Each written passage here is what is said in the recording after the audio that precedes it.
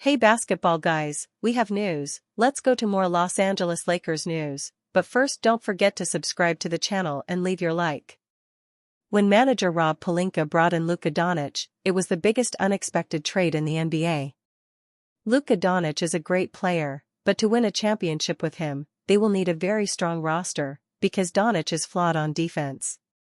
And another trade that will really drive the NBA crazy has been suggested, with the Lakers sending Luka Doncic to the Minnesota Timberwolves and bringing Anthony Edwards to Los Angeles. Luka Doncic is very good and loved by Lakers fans, but Anthony Edwards is more effective. He also scores high, has great physical conditioning, is athletic, and is explosive. And if the Lakers can bring in Anthony Edwards, it will be the beginning of a new dynasty, because the Lakers have Austin Reeves and LeBron James in his last year before retiring. Anthony Edwards is a complete player and one of the best in the NBA today.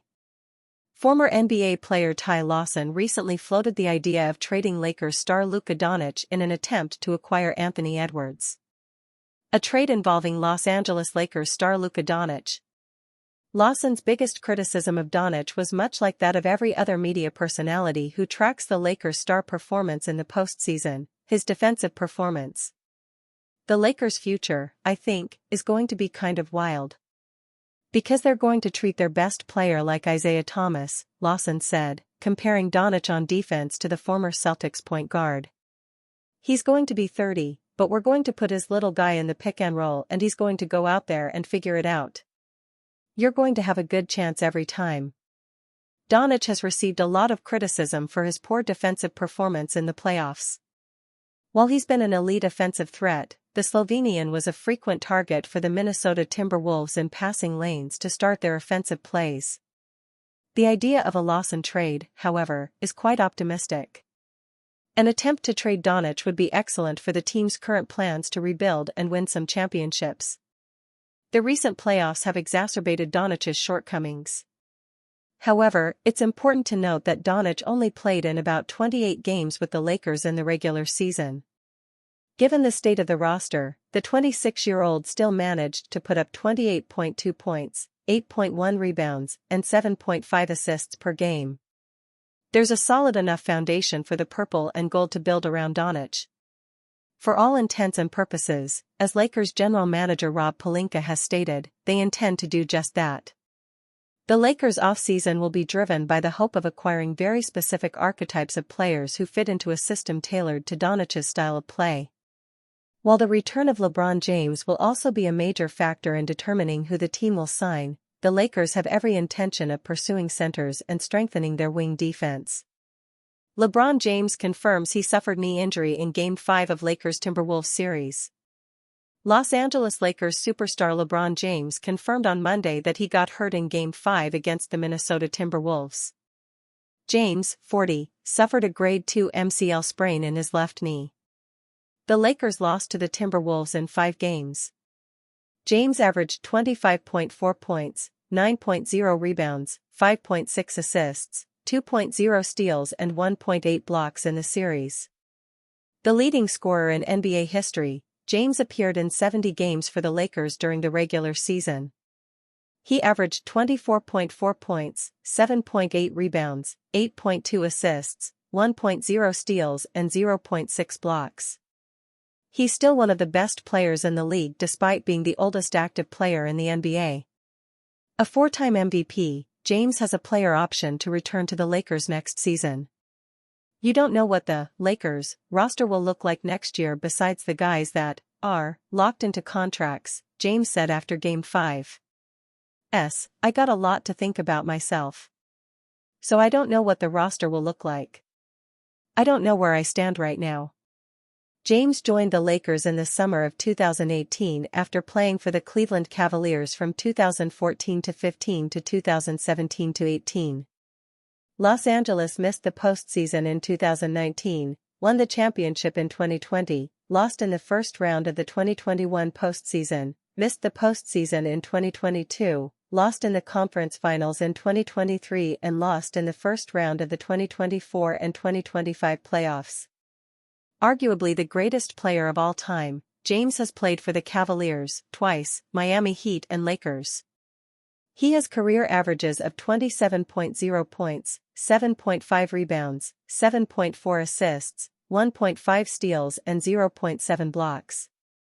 James turns 41 in December. He's expected to play next season, but it's unknown if he will return to the Lakers or decline his player option and sign with another team. Jared Vanderbilt excited to have healthy offseason to work on his game. For the first time in several years, Jared Vanderbilt is going to be healthy heading into an offseason with the Lakers.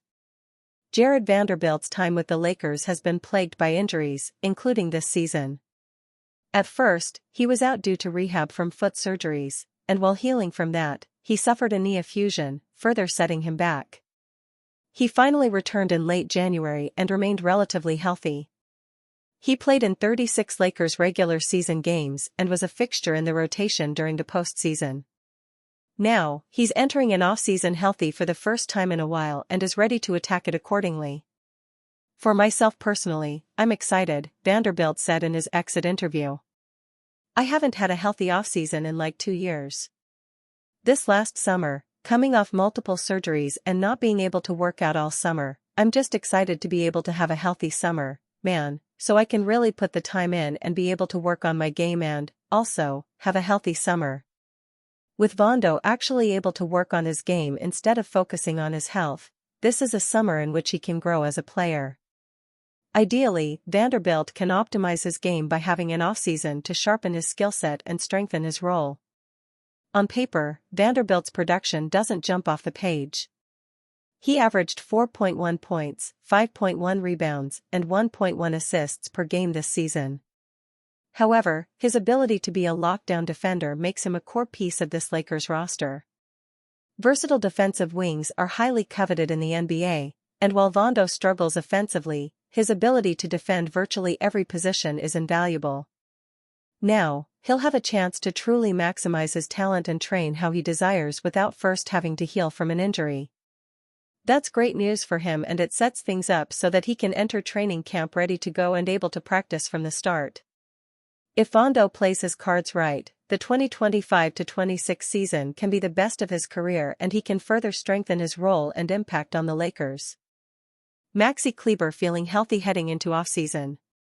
With the Los Angeles Lakers facing elimination, JJ Redick was short on rotation options, particularly in the front court. After playing just 5 players for the entire second half of their Game 4 loss to the Minnesota Timberwolves, Redick was searching for different looks and someone else that could make an impact. Maxi Kleber ended up getting an opportunity as he returned in Game 5 after missing the last 3 months with a broken foot.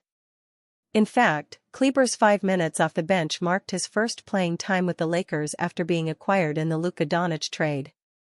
Kleber scored 2 points and had 1 turnover, not making much of an impact in LA's loss.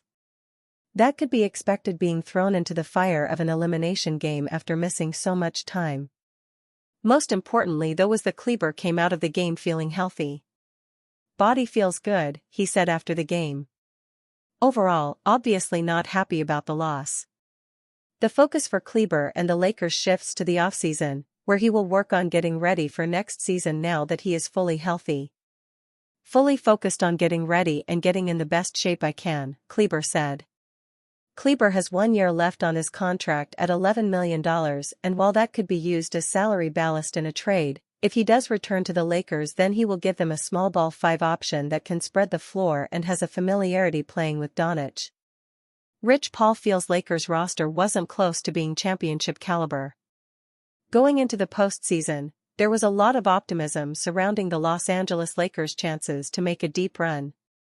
With how strong they ended the season behind the trio of Luka Doncic, LeBron James, and Austin Reeves, many felt the Lakers could potentially reach the NBA Finals. Unfortunately, those hopes were dashed as the Lakers were ousted by the Minnesota Timberwolves in the first round of the playoffs. It was a massive disappointment for many, though not a surprise to everyone, and that includes Clutch Sports CEO Rich Paul. In an interview with NBA insider Chris Haynes, Paul made it clear that he felt the Lakers roster just wasn't a championship caliber one. I just really didn't think that the roster for the Lakers was anywhere close to a championship-type roster, you know? Paul said. And that's not making excuses. It's just a fact. And it's very hard to build a team for today and tomorrow. You've got to have assets. You've got to have cap flexibility. You've got to have draft capital. Paul also felt the first-round meeting with the Timberwolves was the worst in terms of a style matchup for the Lakers. But it was clear right away that that was the worst matchup for them for a number of reasons: size, athleticism, youth, just depth. And you know, it's tough to beat a team like that where, outside of Mike Conley, they're athletic, they're long in terms of wingspan, they're fast, quick dog, you know? And then having someone like Ant who can give you 40. And I also think Ant had a great showing of leadership, just in terms of not really having the best night last night but didn't necessarily get out of character, made the right pass when necessary. And so, that Minnesota team was in the Western Conference Finals last year. I think people put so much into the regular season and how that goes. But that was no surprise to me. There is little doubt that things would have been different for the Lakers if they had met another opponent, but the playoffs are always about matchups and Paul is right in that this was a bad one. Now, the front office must get to work this offseason and get the right pieces to ensure a deeper playoff run next year. LeBron James not expected to consider pay cut for Lakers next season. One major decision that Rich Paul will be greatly involved in this offseason surrounds LeBron James, who will likely decline his player option for the 2025-26 season and negotiate a new deal. Last summer, James took a pay cut to help the Lakers stay under the second tax apron, but that is unlikely this time. A recent report noted that LeBron is not likely to consider the same type of pay cut, but that shouldn't prevent the Lakers from making moves as they still have enough room under the cap and a couple of tradable assets to boost this roster. Analyzing all the future draft picks LA has. The team will have limited cap space, so they will need to build by making smart draft picks in the later rounds and adding the right free agents to complement their two cornerstone players. While free agency always draws headlines, it is in the draft where teams acquire key pieces that complement their roster. The Lakers have been looking for immediate help for their team for years now, ever since James stepped foot in Los Angeles, meaning a lot of draft picks have been traded, some of which are still owed in the coming years.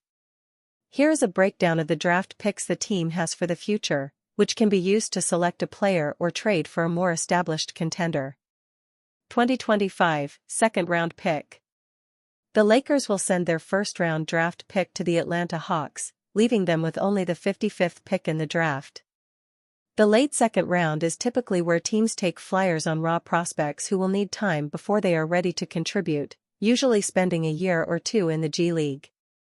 2026 first-round pick. Los Angeles will retain its first-round pick in 2026, which will not be tradable and will be used to select a player. The Toronto Raptors are receiving their second-round pick from a 2020 trade involving Alfonso McKinnie and Jordan Bell. 2027 likely no draft picks. The Utah Jazz own the Lakers' protected pick in 2027 from the trade that sent Russell Westbrook back to the Washington Wizards. The pick is top 4 protected, meaning they can only keep it if the Lakers are a lottery team. Even if they make it into the lottery, they will likely lose the pick unless they intentionally perform poorly during the regular season to enhance their chances of securing a top 4 selection. Whether James remains on the team or not, Doncic, supported by a solid cast, will make it unlikely to experience such a terrible season unless he gets injured. The team's second-round pick is heading to Brooklyn as a result of the trade that sent D'Angelo Russell back to the Nets, while the Lakers received Dorian Finney-Smith. 2028 first-round pick. The team has an additional unmovable first-round pick in 2028, providing the front office and scouts with a concrete draft selection. The second-round pick is going to the Orlando Magic or the Washington Wizards. It was traded to enable the Lakers to draft Max Christie in the 2022 draft. 2029 no draft picks. The Lakers lack a first-round pick, as it went to Dallas in the Doncic trade, a pick that the Lakers happily traded away. The second-round pick is headed to the Wizards as a part of the Rui Hachimura trade. 2030 first-round pick. The Lakers will retain this selection since they cannot trade it, which means a top 30 rookie is joining the roster. The team's second-round pick is headed to the Brooklyn Nets as a part of the Finney-Smith deal. 2031, first-round pick. The only tradable first-round pick is this one, which can potentially be used this summer in a trade for a starting center or a quality role player. It is highly unlikely that the Lakers will own this pick in 2031. The team's second-round pick is headed to the Brooklyn Nets.